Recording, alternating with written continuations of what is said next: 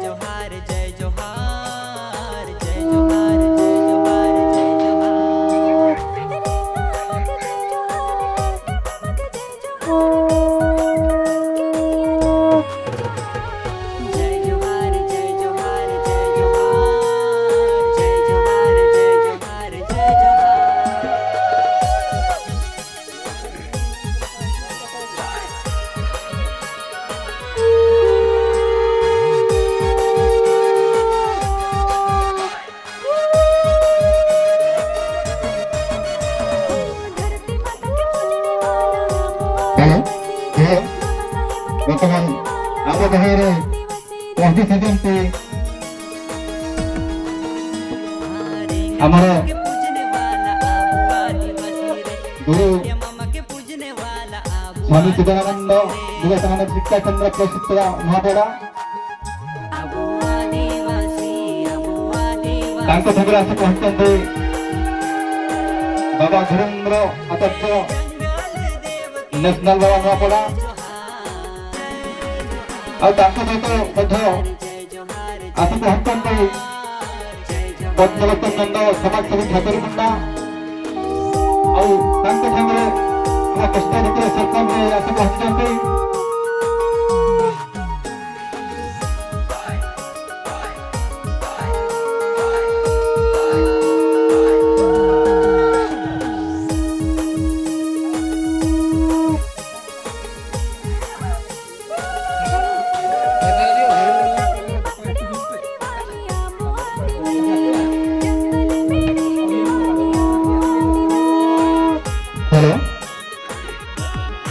তারপরে আমার ত্রিপুরা গ্রামের 1 নম্বর 2 নম্বর ওয়ার্ড মেম্বর ভাইবন্ধু আସି পହଞ୍ଚନ୍ତି।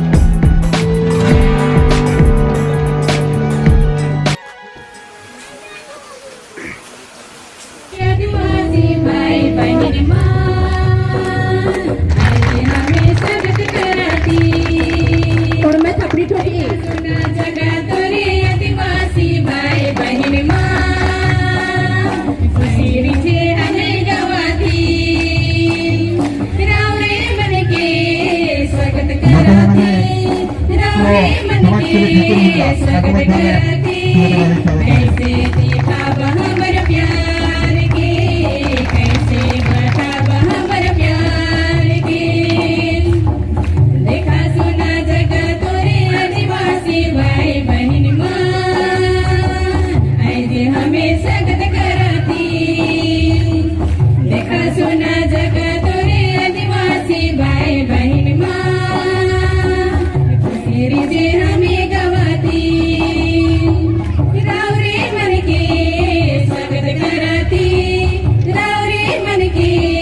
स्वागत कराती कैसे देखा हमर प्यार के कैसे बता हमर प्यार के देखा सुना जगा तोरे आदिवासी भाई बहन माँ दिया हमर नीचाते देखा सुना जगा तोरे आदिवासी भाई बहन माँ दशा हमर डूबाते कैसे जला दिया हमर के कैसे जला दिया हमर के एकता कर तेल से जाला समझ कर तेल से जाला देखा सुना जगा तोरे आदिवासी भाई बहन माँ दिया हमर नीचाते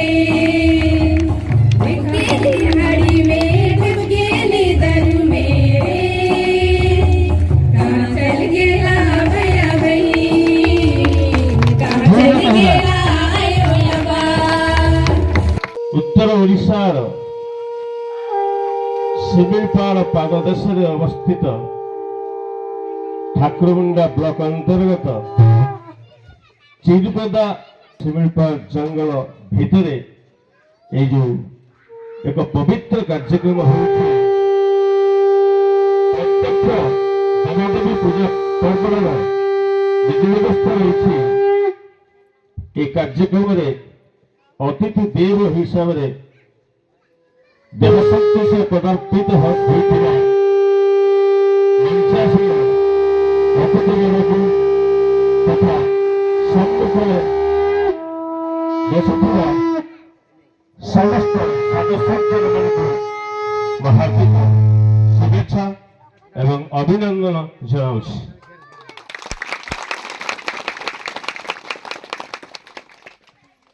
रामायण गोटे कथा बर्तमान मन पड़ुछि जे राम लक्ष्मण सीता को खोजी खोजी किष्किंधा पर्वत में पहुंची जो केवल मांकर मान ही थिले से कथा वर्तमान मन पड़वार कारण होछि भगवान ए दुनिया को केते कौन दौरान जमीती सूर्य ये पृथ्वी को केते कौन दौर ता किरण कह जेते किरण अच्छी से प्रकार उपकार दौर पृथ्वी को किंतु पृथ्वी ठारू सी कौन निये सूर्य कौन नौ से दौची से सहस्रांशु सहस्र अंशु सदृश उपकार ही दौची जगत को किंतु पृथ्वी ठारू से निये कौन ए प्रश्नर उत्तर केवल गोटे रही सी हूँ जल चाहे पोखरी था चाहे विष्ठारे था चाहे समुद्र था से जल को शोषण कर ठीक सेमती आमर जो ज्ञान सूर्य परमात्मा जहाँ को गॉड अल्लाह ईश्वर भगवान बोली कहती निराकार अलेख निरंजन सबकि कहती जहाँकर शरीर नहीं से जो भगवान बोली कहते सी आमको कौन न दे सारा जीव जगत सृष्टि कर जीव जगत को बचापी जी उपादान दरकार समस्त को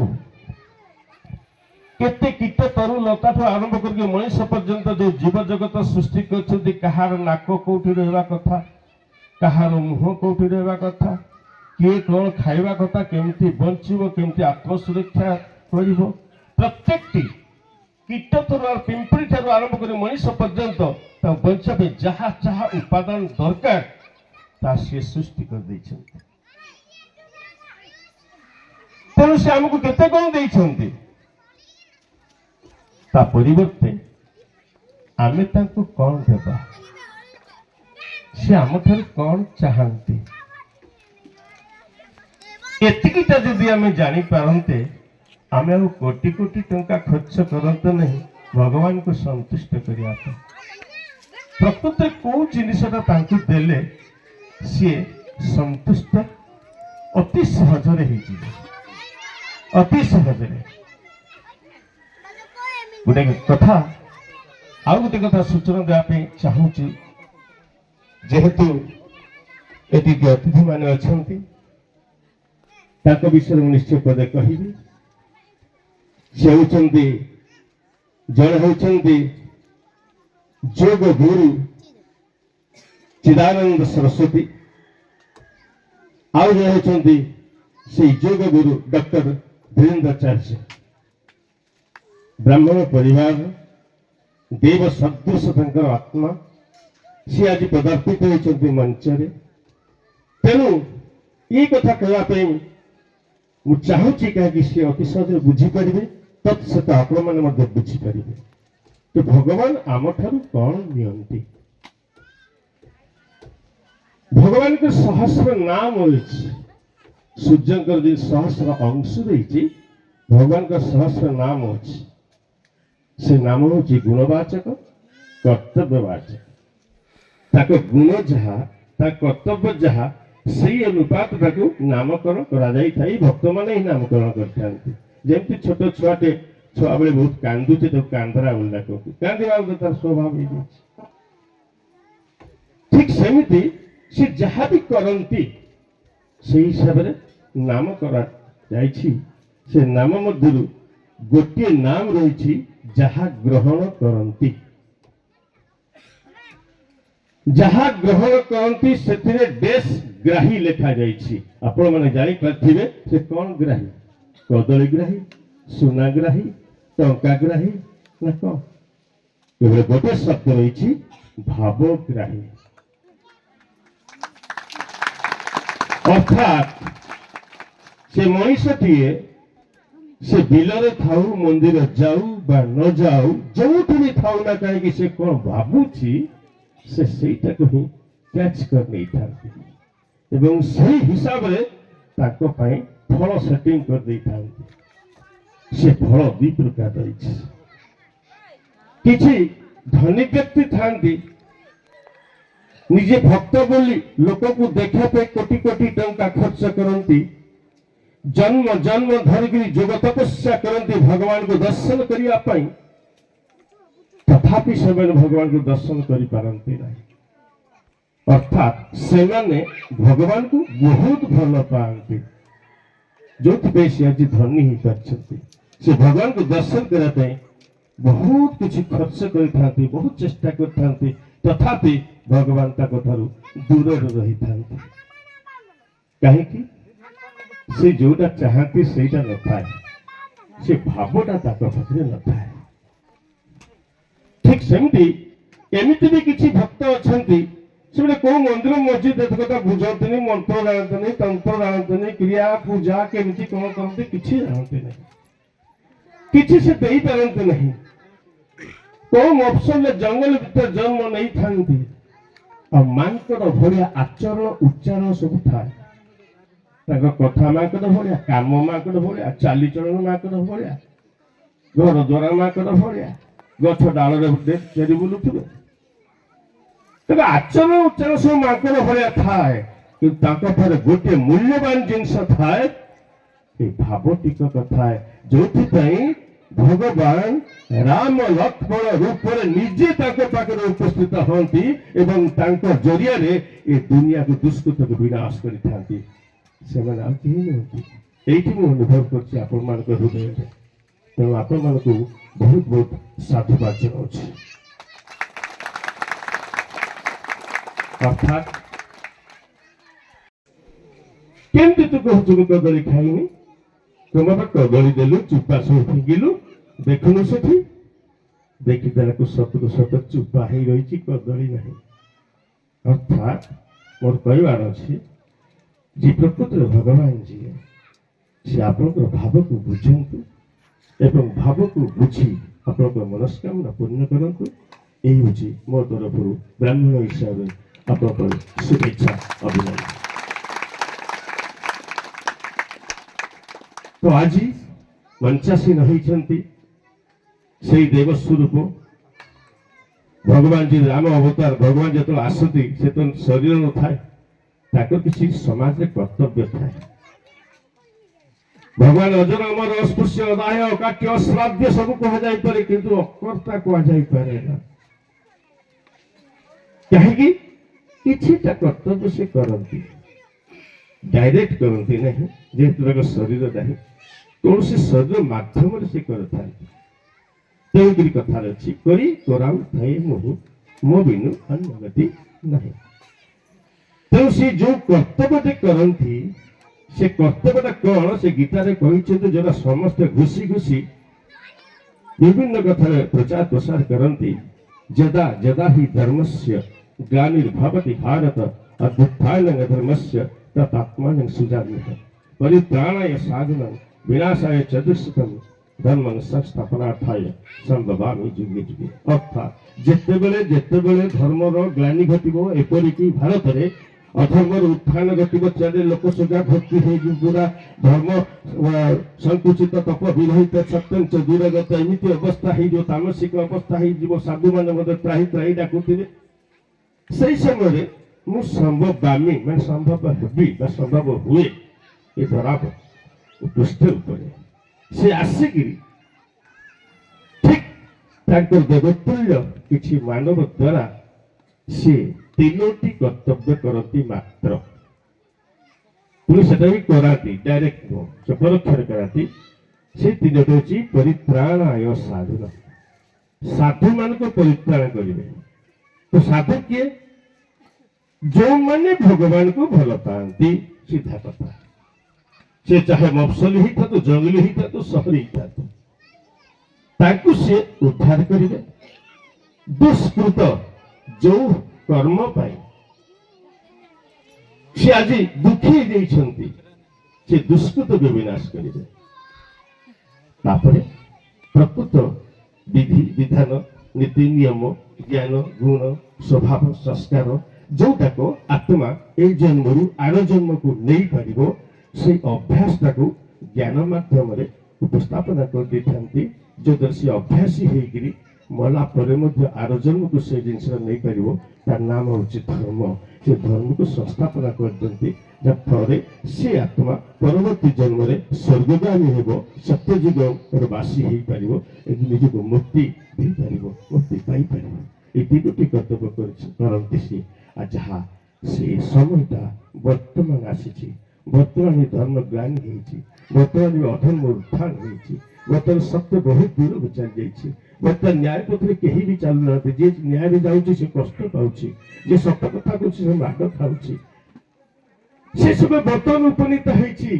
ବର୍ତ୍ତମାନ ଭଗବାନ ଅବତରଣ କରିଛନ୍ତି, ଅବତାର ନୁହଁ ଅବତରଣ କରନ୍ତି। ଯେ କୌଣସି ସାଧୁ ମାନବ ଦ୍ୱାରା ତାଙ୍କ ଭକ୍ତମାନଙ୍କୁ ତ ସନ୍ତମାନଙ୍କୁ ତ୍ରାହି କରିଥାନ୍ତି।